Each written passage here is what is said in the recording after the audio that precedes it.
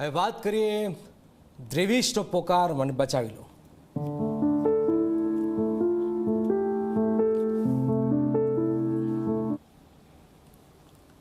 એક માસૂમ ચહેરો, મન મોહી લે તેવી આંખો, પણ કમનસીબી એવી કે આ નાનકડો જીવ અત્યારે મોત સામે જંગ લડી રહ્યું છે.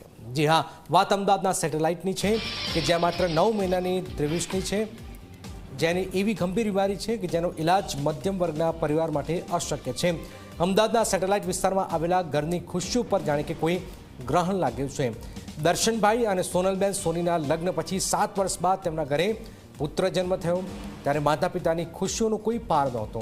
પરંતુ દ્રિશિવ જ્યારે માત્ર 4 મહિનાનો હતો ત્યારે તેના માતા પિતાને જાણ થઈ કે તેમનો વાલસોયા દીકરાને સ્પાઇનલ મસ્ક્યુલર એટ્રોફી ટાઈપ 1 નામની આ ગંભીર બીમારી છે. આ બીમારી ભાગ્યે જ કોઈ બાળકને થાય છે અને તેની સારવાર એટલી મોંઘી છે કે મધ્યમ વર્ગના પરિવાર માટે અઘરી જ નહીં, અશક્ય ગણાય છે. દ્રિશિવને બચાવવા માટે માત્ર એક જ રસ્તો છે, ઝોલજેન્સમા નામનું આ ઇન્જેક્શન, જેની કિંમત કોઈ 2-5 હજાર રૂપિયા નહીં પરંતુ અધધ 17 કરોડ રૂપિયા છે, જે એક સામાન્ય પરિવાર માટે સપનામાં પણ એકત્ર કરવી શક્ય નથી. જોકે હાલ તો કંપની આ ઇન્જેક્શન 9.5 કરોડ રૂપિયામાં આપવા તૈયાર છે, પરંતુ આટલી રકમ પણ એક સામાન્ય પરિવાર ક્યાંથી લાવે? કદાચ ઘર વેચી નાખે, જીવન મૂડી એકત્ર કરે તો પણ આટલા રૂપિયા લાવી શકે તેમ નથી. ત્યારે હવે આ દ્રિશિવની મદદ માત્ર ગુજરાતીઓ જ કરી શકે છે. ગુજરાતનો એક વ્યક્તિ પણ જો 1 રૂપિયાની મદદ કરે તો આ ઇન્જેક્શનની રકમ એકત્ર થઈ શકે તેમ છે. તમારો 1 રૂપિયો આ માસૂમ દ્રિશિવને મોતના મુખમાંથી બહાર કાઢી શકે છે. ઝી 24 કલાકે દ્રિશિવની મદદ માટે આ ખાસ મુહિમ ઉપાડી છે. દ્રિશિવની મદદ મેળવવા માટે અમે તેનો સાથ નહીં છોડીએ. તમે પણ એક માસૂમ બાળકની જિંદગી બચાવવા મદદરૂપ થઈ શકો છો, જે ખરેખર એક માનવતાનું કામ છે. છેલ્લા 1.5 મહિનામાં ગુજરાતીઓએ 3.5 કરોડ રૂપિયાની પણ મદદ કરીને દ્રિશિવના માતા પિતાને અહેસાસ અપાયો છે કે ગુજરાત ધારે તો કંઈ પણ કરી શકે છે. પરંતુ આ સમાચાર 7.5 કરોડ ગુજરાતીઓ સુધી પહોંચે અને તેઓ જો નાનકડી મદદ કરે તો પણ દ્રિશિવની સારવાર માટેનું ઇન્જેક્શન લાવવા માટેની રકમ ભેગી થઈ શકે છે. એટલે જ દ્રિશિવના પરિવારને મદદ કરવા માટે ઝી 24 કલાક આગળ આવ્યું છે. અમે અમારાથી બનતી તમામ મદદ કરી રહ્યા છે.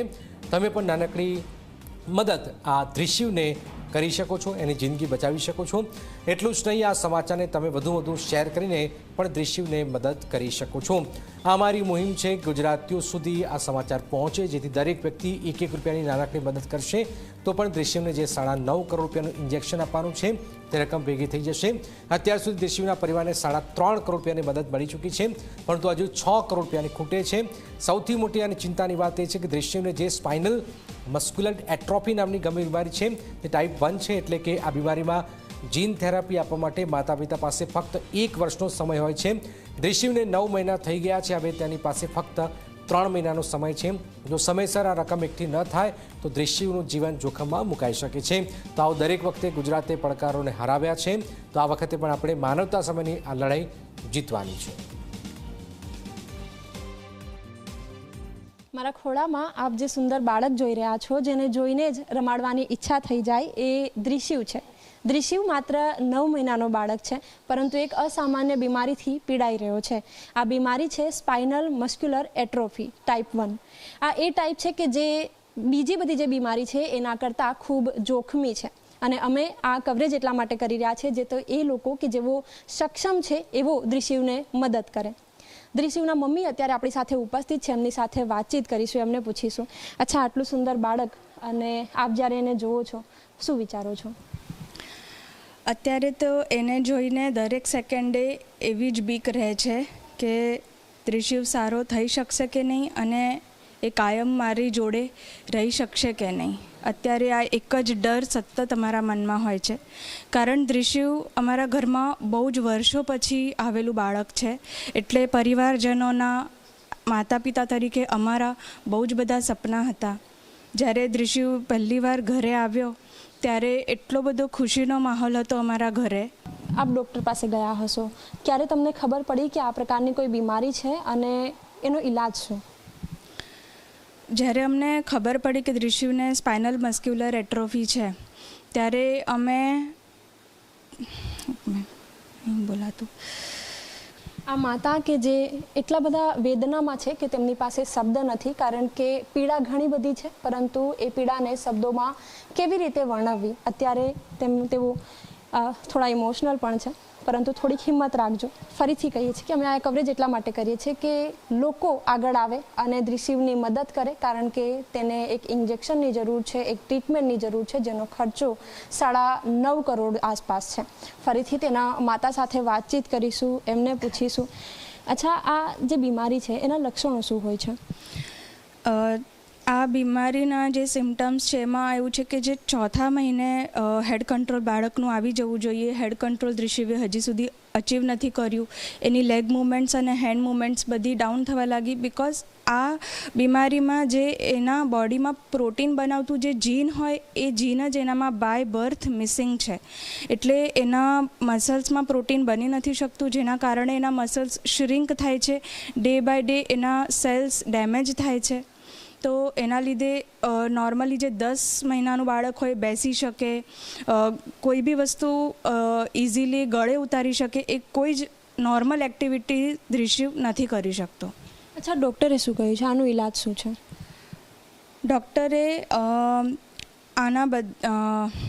ડૉક્ટરે એક જ સજેશન, જે એક જ આની દવા છે અત્યારે આખી દુનિયામાં, જે છે લાઈફ સેવિંગ જીન થેરાપી, ઝોલ્ગેન્સમાં જે કરીને જે ઇન્જેક્શન છે, એ ઇન્જેક્શન જ આનો એકમાત્ર ઈલાજ છે. કેટલો ખર્ચો છે? એનો ખર્ચો 9.5 કરોડ રૂપિયા છે. બોલી નથી શકાતું કે એક સેકન્ડ એને આ રીતે જોઈને અમે કેટલા અંદરથી દુઃખી થઈ રહ્યા છીએ કે મારી પાસે શબ્દો નથી બોલવા કે અત્યારે અમે as a parents, as a family અમે શું ફીલ કરી શકીએ છીએ. અને એની સાથે હિંમત રાખીને એના માટે લડવાનું બી છે, એને પણ સ્ટ્રેન્થ આપવાની છે. એટલે એ અમારી માટે અત્યારે બહુ અઘરું છે કે દ્રિશિવને સાચવીને અને આ દુઃખ અમારું મનમાં રાખીને એને આ બીમારીમાંથી અમારે બહાર કાઢવાનો છે. અચ્છા, શું આશા છે? લોકો પાસેથી શું અપેક્ષા છે? અત્યાર સુધી અમે 2 મહિનાથી આ ક્રાઉડ ફંડિંગની એક્ટિવિટી ચાલુ કરી છે અને એમાં અમને 3.5 કરોડથી પણ ઉપર ફંડ ભેગું થયું છે. એટલે પબ્લિકે અમને બહુ જ સપોર્ટ કર્યો છે. અમુક ટ્રસ્ટ, ફાઉન્ડેશન્સ બધાએ અમને બહુ જ સપોર્ટ કર્યો છે. એના માટે હું દિલથી જે લોકોએ મને મદદ કરી છે એમને હું થેન્ક યુ કહેવા માગું છું. પણ અમારી જર્ની હજી બી બહુ લાંબી છે અને મને આશા છે કે અત્યાર સુધી આ 3.5 કરોડ ભેગા કરવામાં જે લોકોએ મદદ કરી છે એવી જ રીતે લોકો અમને આગળ મદદ કરશે એવી આશા છે. બિલકુલ. તો એક ઇન્જેક્શન, એક દવા કે જે દ્રિશિવને ખૂબ જરૂરી છે, એ દવા, એ ઇન્જેક્શન એને મદદરૂપ થાય તે માટે જ અમે કવરેજ કરી રહ્યા છીએ અને સૌ કોઈને અપીલ પણ કરી રહ્યા છીએ કે પ્લીઝ આગળ આવો અને બાળકને મદદ કરીએ. કેમેરામેન ઉમેશ પરમાર સાથે સપના શર્મા, ઝી24 કલાક, અમદાવાદ. દ્રિશિવને આ જે બીમારી જે છે એ સ્પાઇનલ મસ્ક્યુલર એટ્રોફી, એ એક લાઈફ થ્રેટનિંગ બીમારી છે, જેના માટે અમે લોકોને પાસેથી મદદ કરવા અપીલ કરી રહ્યા છે.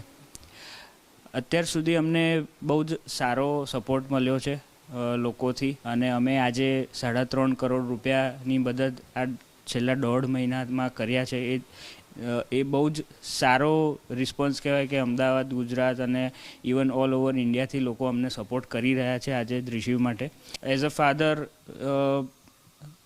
લોકોને હજી પણ વાત કરીશ કે અમને આ જે ફંડ છે એ બને એટલું જલ્દી રિક્વાયરમેન્ટ છે, કારણ કે જ્યારે ડૉક્ટર સાથે કન્સલ્ટ કરીએ છીએ અમે તો ડૉક્ટરનું કહેવું એવું છે કે જેટલું જલ્દી બને એટલું દ્રિશિવને જો આ ટ્રીટમેન્ટ મળે તો એને રિસ્પોન્સ જે રિકવરીનો છે એ બહુ જ સારો મળી શકશે આ ઇન્જેક્શનના દ્વારા. તો અમારા માટે આ એક જ હોપ છે કે આ જે ઝોલ્ગેન્સમાં જીન થેરેપી છે એ એને દ્રિશિવને બને એટલું જલ્દી અમે અપાવી શકીએ. SMA જાણીતો રોગ છે આમ તો, અને એના 3 પ્રકાર છે મુખ્યત્વે: SMA ટાઈપ 1, ટાઈપ 2, ટાઈપ 3. એમાંથી દ્રિશિવને જે ડાયગ્નોઝ થયું છે SMA ટાઈપ 1 છે. SMA છે એ મુખ્યત્વે તમારા શરીરના જે મસલ્સ છે એને સિગ્નલ પહોંચાડતી સ્નાયુઓ, બરાબર, એનો રોગ છે અને આ એક જન્મજાત રોગ છે. આનુવંશિક ગણી શકાય. રેર રોગ છે. એટલે લગભગ 10,000 જન્મે એક બાળકને આ રોગ થતો હોય છે. આમાં સિમ્ટમ્સ શું? દર્શકોને એ જાણવું જરૂરી છે કે આ બાળકો જન્મ વખતે કમ્પ્લીટલી નોર્મલ હોય છે. સો બાળક પહેલાં 3 મહિનામાં તમે જુઓ તો એ કમ્પ્લીટલી નોર્મલ દેખાય, એના હાથ પગની મૂવમેન્ટ, એના ગરદનનો કંટ્રોલ, સામે જોવું, હસવું, બધું જ નોર્મલ હોય છે. ધીરે ધીરે પેરેન્ટ્સને પછી ખ્યાલમાં આવે કે ભાઈ આ એની જે ક્ષમતા છે નબળી પડી રહી છે. ખાસ કરીને પગ તરફ નજર જાય, પગ પાતળા થતા દેખાય અને પગ જે પહેલાં પલંગ ઉપરથી કે ગાદી ઉપરથી ઉચકી શકાતા હતા એ મૂવમેન્ટ બંધ થઈ જતી હોય. એમાં એક તો બ્રિધિંગના મસલ્સ, શ્વાસોશ્વાસના મસલ્સને ઇફેક્ટ થાય એટલે બ્રિધિંગ તમને થોડું જર્કી, એબનોર્મલ દેખાય. પછી હાથ ઉપર અસર થઈ શકે. હમણાં જ એક બાળક જોયું હતું તો એને પેરેન્ટ્સને રિયલાઇઝ થયું કે એનું રડવાનું મંદ થયું છે, એટલે પહેલાં જેટલો અવાજ આવતો હતો એ વધારે સોફ્ટ થયો છે. એટલે આ રીતે શરીરના તમામ સ્નાયુઓને પછી સિગ્નલ પહોંચતું ઓછું થાય તો એની મૂવમેન્ટ્સ ઓછી થાય. 2 કે 3 મુખ્યત્વે મોડિફાઈંગ અથવા તો જીન થેરાપી ટાઈપની ટ્રીટમેન્ટ્સ આવી છે. જે 2 મેઇન વાત કરું કે જે આ બાળકને આપણે પ્રોવાઈડ કરી રહ્યા છીએ, એમાંની એક દવા છે રિસ્ડીપ્લામ કરીને. એ ઓરલ મેડિકેશન છે, પીવાનું સિરપ છે અને એ ઇન્ડિયાના માર્કેટમાં અવેલેબલ છે. અગેન કોસ્ટલી છે પણ પ્રમાણમાં એફોર્ડેબલ છે. પણ એટલીસ્ટ એ આપવાથી શું થાય કે ડિઝીઝને મોડિફાઈ કરી શકાય. રોજ લયા કરવું પડે પણ એનાથી બાળકમાં જે પ્રોગ્રેશન આગળ થવાનું હોય એને આપણે થોડું કંટ્રોલ કરી શકીએ છીએ. હવે નેક્સ્ટ લેવલની જે દવા છે જેને જીન થેરાપી કહેવાય, જે ઝોલ્ઝેન SMA કરીને એક જીન થેરાપી અત્યારે ઇન્ડિયામાં અથવા તો દુનિયામાં લાયસન્સ છે આ રોગની સારવાર માટે. આમાં વાયરસ વેક્ટર દ્વારા જે જીનની ખામી છે એને રિપ્લેસ કરવામાં આવે છે નોર્મલ અથવા તો યોગ્ય જીન દ્વારા, કે જેથી જે શરીરમાં એ પ્રોટીન બને છે SMN નામનું એ સારી રીતે બને, એ રિપ્લેસ કરી શકાય આપણે અને બાળકના સિમ્ટમ્સ એને ક્યોર કરી શકીએ, બાળકને જીવતું રાખી શકીએ. તો હાલની એની કિંમત લગભગ 16 કરોડ રૂપિયા ગણવામાં આવે છે. સો બીજી એક દવા આવે છે ન્યુસિનર્સન કરીને અને એ કમરના ઇન્જેક્શન દ્વારા આપવામાં આવે છે. એ અત્યારે ઇન્ડિયામાં અવેલેબલ નથી અને બિકોઝ એ કમરના ઇન્જેક્શન દ્વારા આપવી પડે દર 3-4 મહિને, એ થોડું અનકમ્ફર્ટેબલ બાળક માટે થાય અને એટલા માટે એના પ્રમાણમાં આ કાં તો આ ઓરલ દવા અને કાં તો આ સિંગલ ટાઈમ ઇન્જેક્શન એને સુપિરિયર ગણવામાં આવે છે. નિદાન થયું તો પણ અને જો કમ્પ્લીટલી સારવાર ન થાય તો આ જાનલેવા રોગ છે. એસ્પેશિયલી SMA ટાઈપ 1 છે એ એકદમ ખતરનાક રોગ ગણી શકાય. એટલે લગભગ એવું કહેવાય કે 12 મહિનાની ઉંમર સુધીમાં આ બાળકનું શ્વાસોશ્વાસ અને જે ગળવાની ક્ષમતાઓ છે એટલી ઓછી થઈ જાય, એટલી નબળી પડે કે એના લીધે પછી મૃત્યુ થતું હોય છે અથવા તો કોઈ ચેસ્ટ ઇન્ફેક્શન કે એવું થાય અને એના લીધે મૃત્યુ થતું હોય છે.